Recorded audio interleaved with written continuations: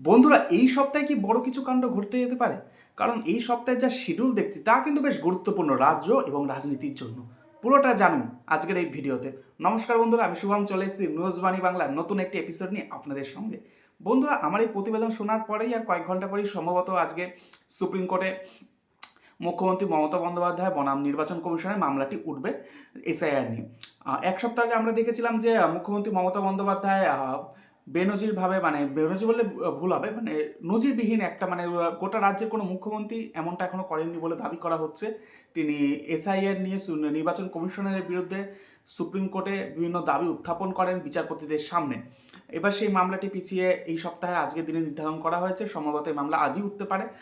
তাই আমরা এই দিকে নজর থাকবে, এই দিনে এই মামলাটি ঠিক কোন দিকে গতি প্রকৃতি পায়, নির্বাচন কমিশনকে সুপ্রিম কোর্ট কিছু বলে কিনা, সুপ্রিম কোর্ট পাল্টা রাজ্য সরকারের বিরুদ্ধেও যে বিভিন্ন দাবিগুলি করেছে সেগুলো এবার সুপ্রিম কোর্টকে নিশ্চয়ই তাদের আইনজীবী জানাবেন, নির্বাচন কমিশনের আইনজীবী। ফলে সেই দিকেও কি হয় সেটা কিন্তু আমাদের নজরে থাকবে, কারণ এইটা কিন্তু অত্যন্ত গুরুত্বপূর্ণ মামলা রাজ্য এবং রাজনীতির জন্য। কারণ এসআইআর ঘিরেই কিন্তু এখন গোটা রাজনীতির আবহ শেষ নভেম্বরের লাস্ট শেষ সপ্তাহ থেকে চলছে। এখন প্রায় ফেব্রুয়ারি তো পড়েই গেছে, ফেব্রুয়ারি পর্যন্ত এই এসআইআর নিয়ে কিন্তু নির্বাচনের যত তালগোল পাচ্ছে। এইবার আরেকটি বিষয় রয়েছে, একদিন পরেই কিন্তু রয়েছে মুখ্যমন্ত্রী বনাম ইডি যে মামলাটি রয়েছে, মানে মমতা বন্দ্যোপাধ্যায় বনাম ইডি।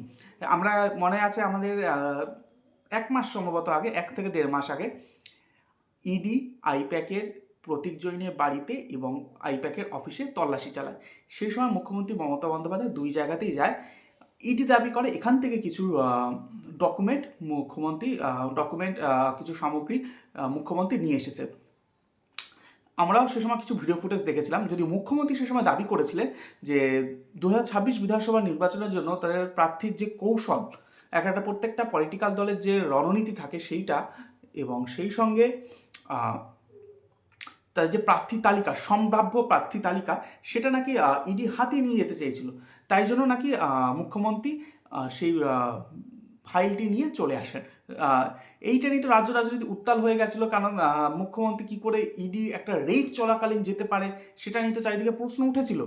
যাই হোক, এইবার এই বিষয়টা যে সুপ্রিম কোর্টে উঠবে এবার, কারণ গত সপ্তাহে মামলাটি ওঠার কথা ছিল, কিন্তু রাজ্য সরকার হলফনামা দেওয়াতে সেটাকে জবাব দেওয়ার জন্য ইডি আরও 1 সপ্তাহ সময় নেয়। ফলে এই মঙ্গলবার সম্ভবত এই মামলা উঠতে পারে। যদি মামলা ওঠে, শুনানি হয়, তাহলে এর পরবর্তী কী আপডেট থাকে সেটা তো আমাদের নজর থাকবেই। তার কারণ হচ্ছে ইডি মামলায় কিন্তু সিবিআইকে ঢোকাতে চাইছে।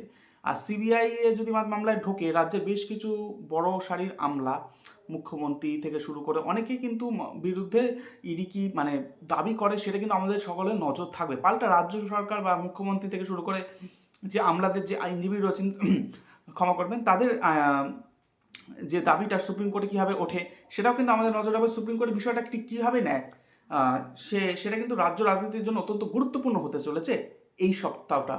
ফলে বোঝাই যাচ্ছে এই সপ্তাহটা পশ্চিমবঙ্গ রাজনীতির জন্য অন্যতম একটা মাইলস্টোন। একেই তো এসআইআর বনাম মুখ্যমন্ত্রী, তারপরে আবার ইডি, অর্থাৎ দুদিন পরপর 24 ঘন্টার বিরতিতে দুটো হাই ভোল্টেজ মামলা দেশের সর্বোচ্চ আদালতে উঠতে চলেছে। আপনাদের কি মনে হয় এই দুটি মামলা ঠিক কোন দিকে যেতে পারে? কারণ সুপ্রিম কোর্টের অবশ্য জাজমেন্ট কেমন হবে সেই দিকে তো আমাদের নজর থাকবে, কিংবা এই মামলা যদি আবার পিছিয়েও যেতে পারে।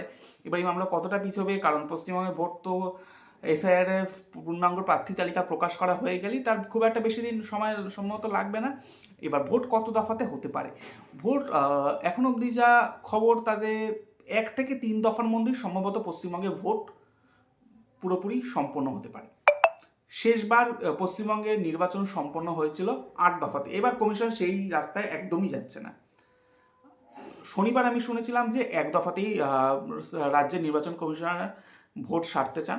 এবার দিল্লিতে গিয়ে তিনি সেটা জানাবেন দিল্লির নির্বাচন দেশের মুখ্য নির্বাচনী আধিকারিক জ্ঞানেশ কুমারকে, বা ফুল বডিকে, ফুল বেঞ্চকে।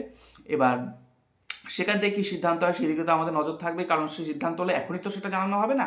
সেটা ভোট ঘোষণার সময় তখন সাংবাদিক বৈঠক করে আমাদের সকলকে, দেশের সকলকে জানিয়ে দেওয়া হবে। পশ্চিমবঙ্গের পূর্ণাঙ্গ, পশ্চিমবঙ্গ সহ যে বাকি রাজ্যগুলি রয়েছে, আসাম, তামিলনাড়ু, কেরল, আর একটা ইউটি রয়েছে পন্ডিচেরি, প্রত্যেকটা রাজ্যের ভোট কেমন হবে সেই সময় সাংবাদিক বৈঠক করে জানিয়ে দেওয়া হবে। ফলে সেই সময় জানা যাবে পশ্চিমবঙ্গের ভোট মোট কত দফাতে হচ্ছে। এইবার পশ্চিমবঙ্গের ভোট তো বেশ বর্ণময় হয়, সে কারণ 1 দফাতে ভোট হলে কিন্তু একটা সমস্যা থেকে যায়, সেটা হচ্ছে যে এত বিপুল সংখ্যক কেন্দ্রীয় বাহিনী কী করে পরিস্থিতি সামাল দিতে পারবে। কারণ পশ্চিমবঙ্গে মোট 294টি আসন। এবার বুথের সংখ্যা 70,000 মতো আগে ছিল, সেটা বৃদ্ধি পেয়ে 82,000 সম্ভবত হয়েছে। এবার এখানে একটা বিষয় রয়েছে, কারণ কমিশন আগেই দাবি করেছিল বহু দলগুলোতে যেখানে 1000 বা 1200 বেশি ভোটার ছিল, সে সম্ভবত এরকম একটা কি দাবি ছিল, সেখানেও একটা বুথ করার জন্য। এইবার সেখানেও যদি এরকম জায়গাগুলো বুথগুলো হয়, তাহলে কিন্তু মানে বুথের সংখ্যা আরও বাড়বে, যে 82,000 থেকে সংখ্যাটা বাড়বে। ফলে এত আসনে এত কেন্দ্রীয় বাহিনী কী করে সামাল দেওয়া যাবে? কারণ রাজ্যে বিরোধী দলগুলো যারা যারা আছে, সিপিআইএম, বিজেপি থেকে শুরু করে কংগ্রেস, তারা কেন্দ্রীয় বাহিনীর দাবি করবেই। এইবার ফলে নির্বাচন কমিশন এক্ষেত্রে কী করবে? কারণ বাকি রাজ্যগুলোতে তো একই সময় ভোট রয়েছে, সেখানেও তো কেন্দ্রীয় বাহিনী ডিপ্লয় করতে হবে।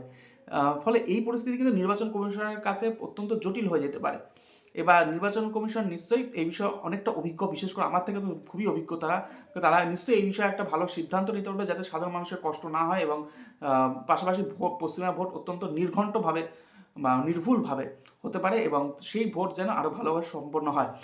আমাদের বিষয় যেটা ছিল যে এই সপ্তাহ কিন্তু অত্যন্ত গুরুত্বপূর্ণ হতে চলেছে, তার কারণ পরপর দুটি মামলাই কিন্তু সুপ্রিম কোর্টে রয়েছে, আর দুটি মামলাই কিন্তু রাজ্যের একদম শীর্ষ মহলের সঙ্গে জড়িত রয়েছে। আর সেই সঙ্গে কি দুটি মামলায় শুধু মানে রাজ্য প্রশাসনিক টানাপোড়েন নয়, দুটি মামলা কিন্তু ভোটের ক্ষেত্রেও অত্যন্ত গুরুত্বপূর্ণ হতে চলেছে।